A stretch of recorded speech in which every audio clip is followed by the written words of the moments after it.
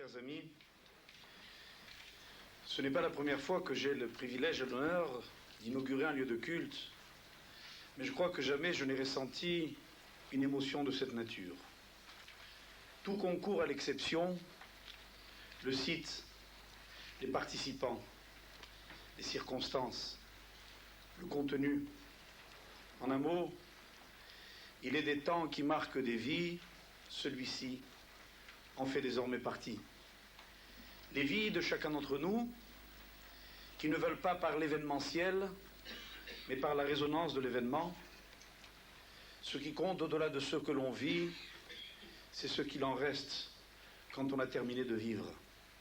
Tout à l'heure, vous m'obligeriez, mes chers amis, en ne disant pas que la cérémonie était belle, mais en disant qu'elle est vraie, et en vous souvenant que l'étymologie du peuple juif en Israël, Israël en hébreu, cela veut dire Shir El, celui qui chante pour Dieu. Le chant, c'est l'émotion esthétique, Dieu, c'est la vérité. Nous allons enfin, mes chers amis, ici regarder ces tables de la loi.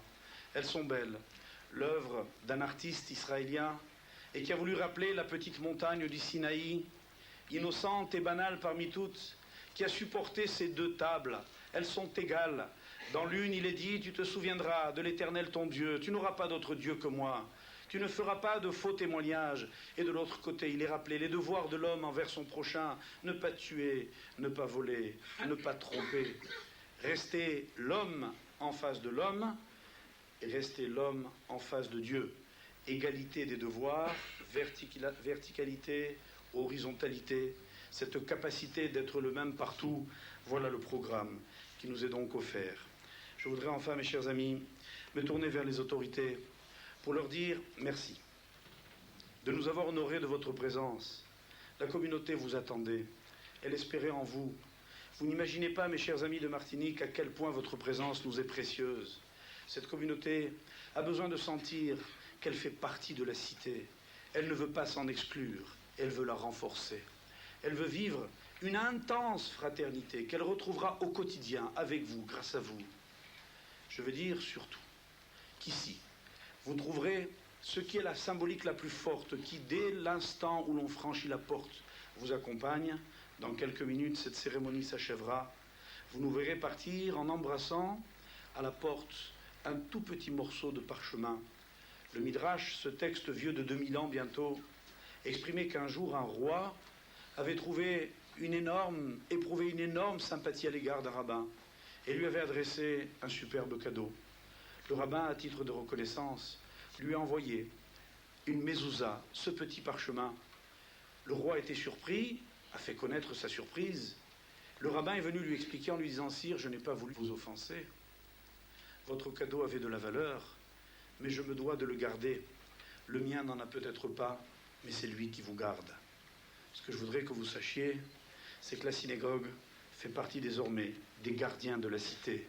Elle est le lieu dans lequel, quotidiennement, nous demanderons au Tout-Puissant de veiller sur tous les habitants de cette ville, de cette cité, de faire en sorte que le bonheur et la paix règnent autour de nous. Et vous qui nous avez fait l'amitié d'y venir, même si vous ne compreniez pas l'hébreu, vous l'avez senti. Et le Talmud dit, quand on entre dans une parfumerie, même si l'on n'achète rien, on ressort parfumé. Dieu éternel, maître du monde, ta providence embrasse les cieux et la terre. La force et la puissance t'appartiennent, par toi seul tout s'élève et tout s'affermit. De ta demeure sainte, ô Éternel, bénis et protège la République française et le peuple français. Amen.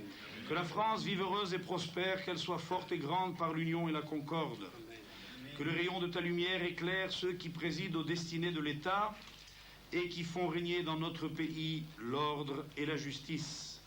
Amen. Que la France jouisse d'une paix durable et qu'elle défende toujours le droit et la liberté. Accueille favorablement nos vœux, que les paroles de nos lèvres et les sentiments de notre cœur trouvent grâce devant toi, ô Éternel, notre Créateur et notre Libérateur. Amen. Amen.